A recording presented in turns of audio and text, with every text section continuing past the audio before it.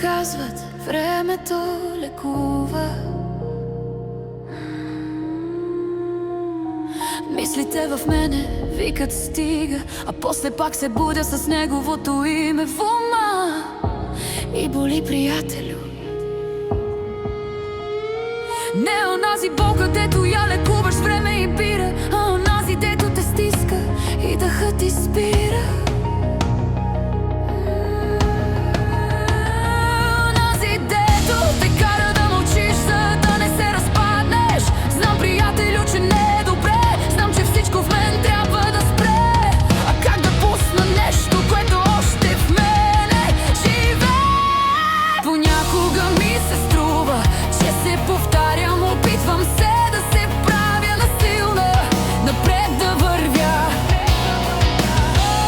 Но щом остана сама, всичко рухва. И най-лошото е, че сърцето още го иска. Мисълта тиха, рязка като светлина, боде вместо да ми дава ласка. Човек растено, вътре си остава дете.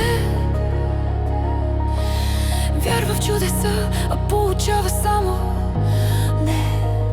Болката идва без звук, като вятър от юг. Затваря вратата, оставя сърцето и разпилян живот. Неприятелю, времето не лекува, то наблюдава и минава. Не ме е страх, че го обичам, страхувам се, че част от мене още чака. Не ме е страх от болката, тя ми е позната. Страх ме рече никога не спира, дори да крещя. Стига!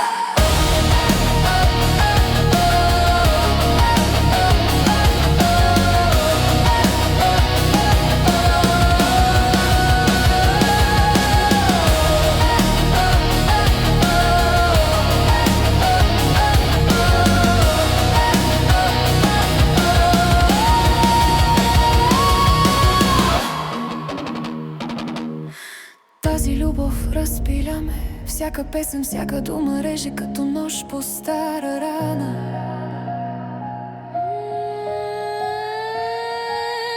Не знам кое повече боли, да бъда приятел